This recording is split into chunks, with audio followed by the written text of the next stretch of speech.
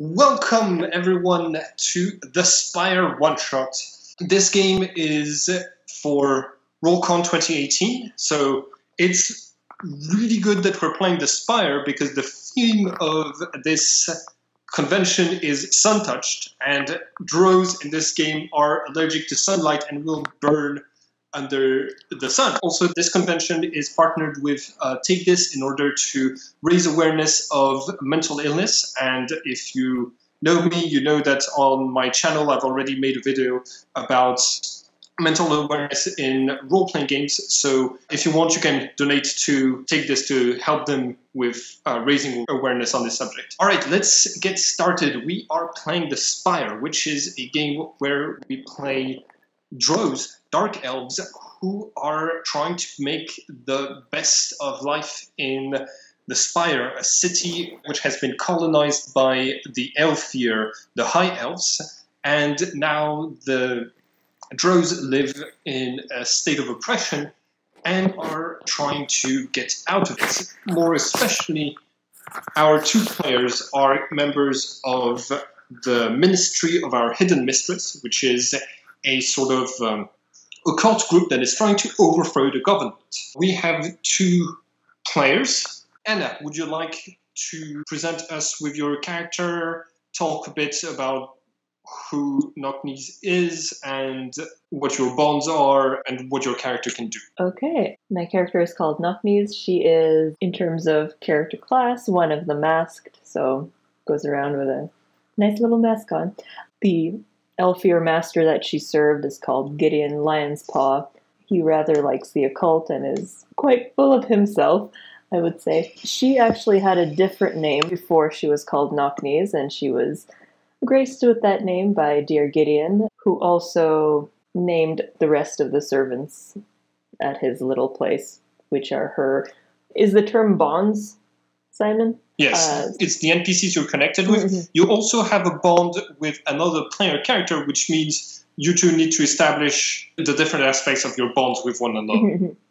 Okay, so the bonds she has, at least with the NPCs, are Gideon's servants. So there's Catbreath, who's a scribe, there's Worthless Idiot, who's a scullery maid, and there's Stinkfoot, who is a librarian. And I don't know what my bond to the other player character is. You have a bond with another PC who assisted you during their durance. Who was it and how did they help you out? Okay. So, what should our bond be? You have had to have helped me when I was in the guard.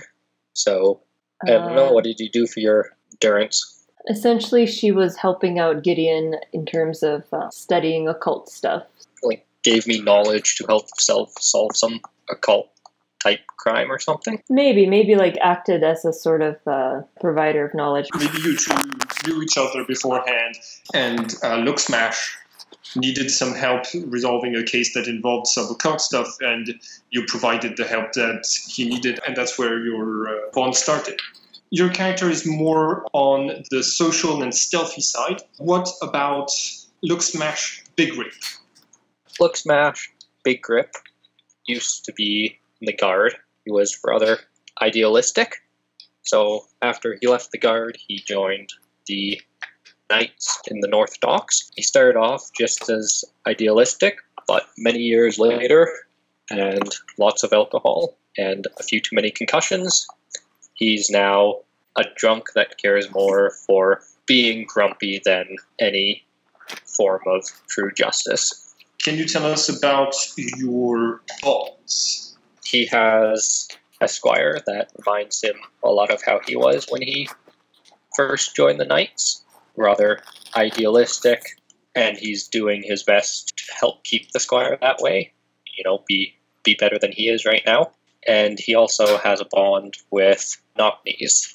After he left the guard, when he joined the Knights, he invited Knocknees for an epic round of drinking around the North Docks to get to know all of the bars, and they got incredibly hammered and had some excellent headbutting competitions. We established, Anna, that you forgot your original name because you were like reading occult tomes with like eldritch knowledge inside of them, and it had eaten away at some of your self knowledge, and so you had forgotten your original name. But I think if you still had any idea what your original name might have been before that, the night of getting like hammered and headbutting a knight probably finished erasing any of that. Yeah, I'd say that makes sense.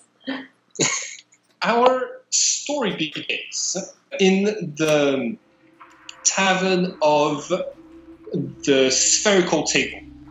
The Spherical Table is the tavern that the Order of the Spherical Table that Look Smash belongs to is affiliated with. In the center of this tavern is a huge wooden ball, the Spherical Table, which is spherical so that wherever the knights are sitting, they're still sitting technically around the Spherical Table. Look Smash, you are awoken by your squire, Light's King Weak Strike, that is rousing you from your drunken sleep to tell you, wake up, mister! All of the knights are assembled at the edge of the North Docks. There's a problem with the guards. You have to come right away.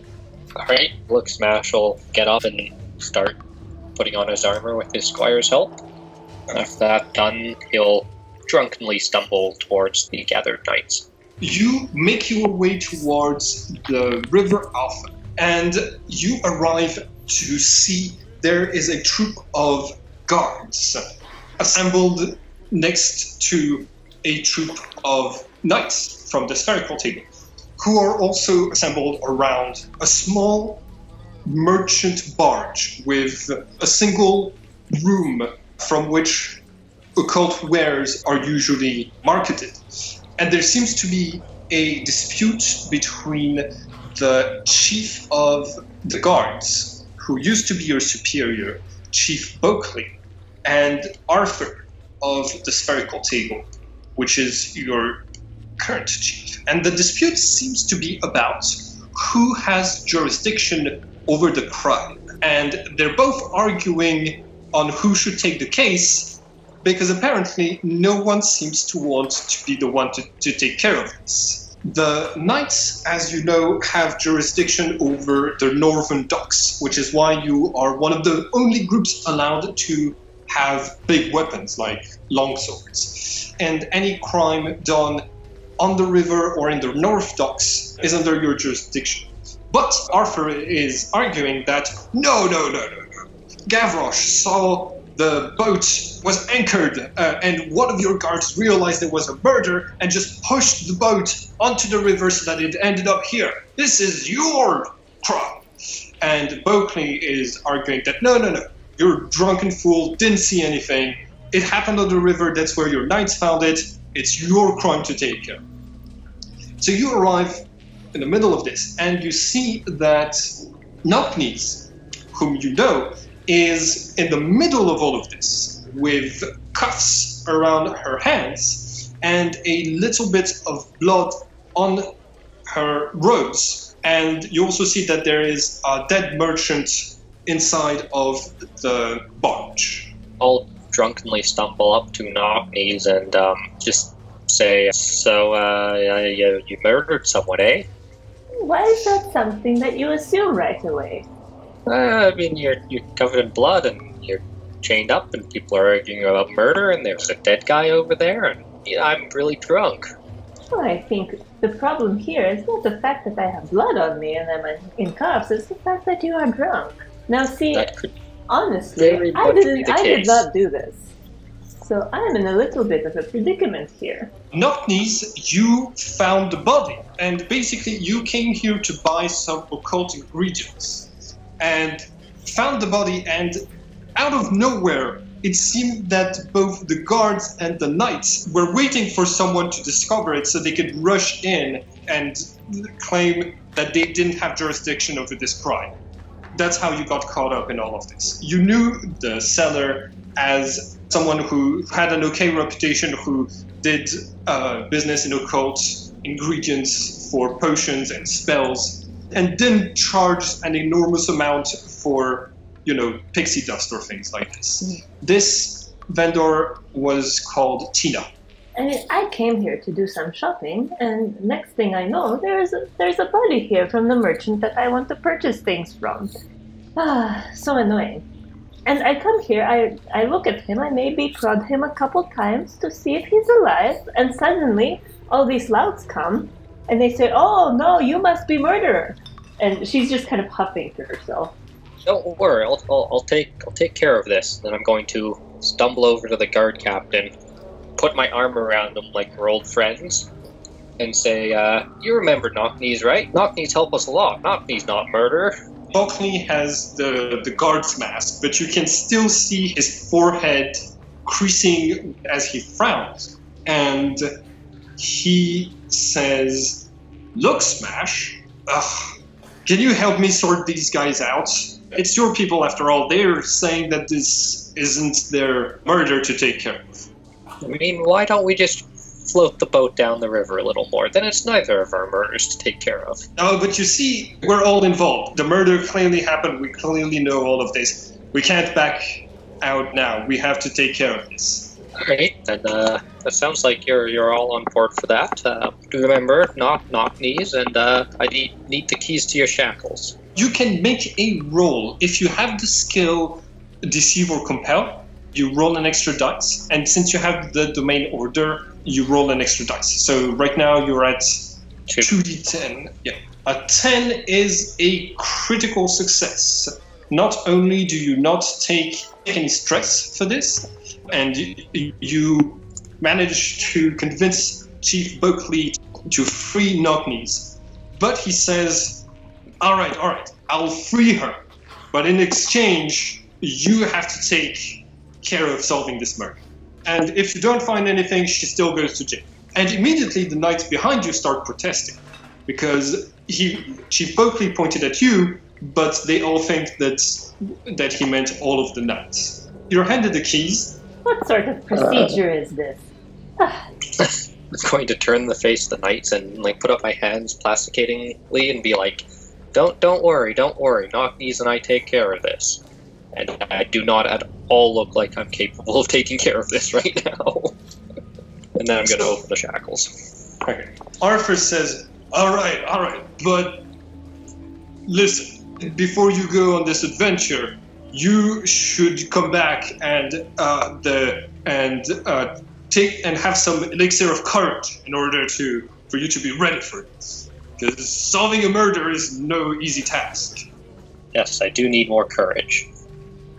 All right, well, we'll see you at the spherical table then. Knights, roll out! And they start heading away, leaving you to take care of the murder. Like, none of them stay for much longer for encouragement.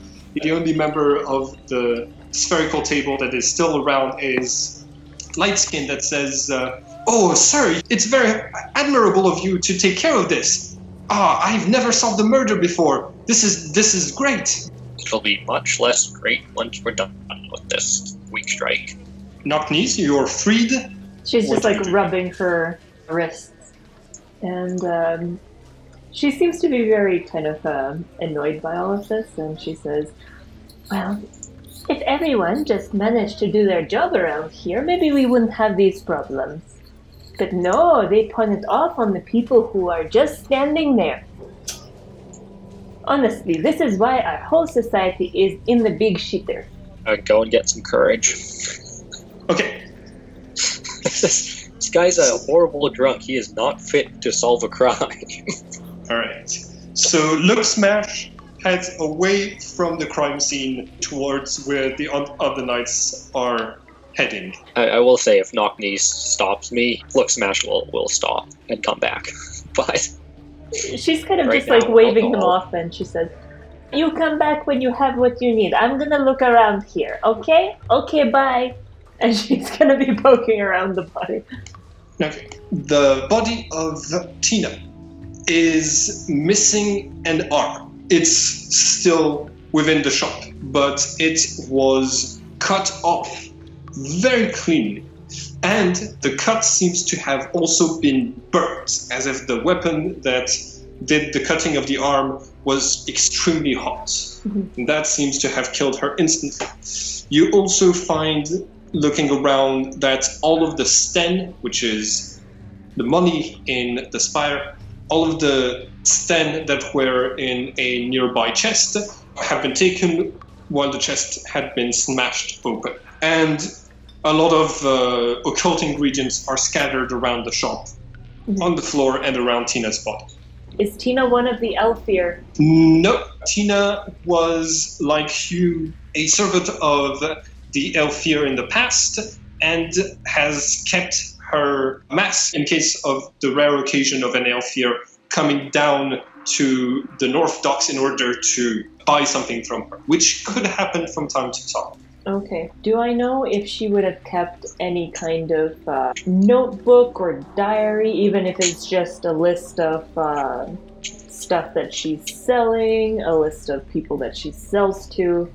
Is there anything like that? You do find a book regarding her inventory that keeps track of everything that she sells. Looking through it, you are able to determine that not only there's all of the sten missing from the crime scene, but there are also 2 parchments of spells that are missing. A parchment explaining how to make a moving eye tattoo, so like something very aesthetic, and a spell to summon a massive demon, which is extremely illegal because demonology is forbidden in the Spire and practiced by only 5 different secret orders, which use the universities of the Spire as a front to practice demonology. Okay. Seeing this, Knocknees kind of just sighs and mumbles to herself, I really hope we do not get involved with this. Oh my god. What? And then she's just kind of rambling herself, and she goes on to say, why is it that people would assume that someone who wants to buy occult ingredients will kill their merchants? I mean, who shits where they eat? That is so stupid. And she's just like digging around some more. So that's what she's doing. She's complaining and looking around. Once you're finished looking through the crime scene, what do you do? She'd probably go and try to find Book Smash if there's nothing else that she sees. Alright, can you roll 1d10 for me? Because on page 200 and onwards in the Spire book, there's a bunch of nice tables. So I just wanted to roll to see what is strange about this tavern. So you reach the tavern of the spherical table, and you find 8. It looks like the bar was once a ballroom. So it's very high. It has a chandelier, which is now tilting to one side. The floors used to be very smooth for dancing, but now it's covered in drunkards, tables, and scraped by chairs over the years. Mm-hmm. And in the middle of it all, you see Look Smash getting smashed.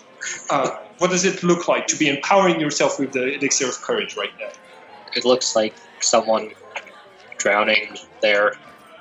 Let's go with 7th giant wooden tankard of beer. When Knocknees comes in, he'll walk over and pass the elixir of courage to her as well, and then ask what she found.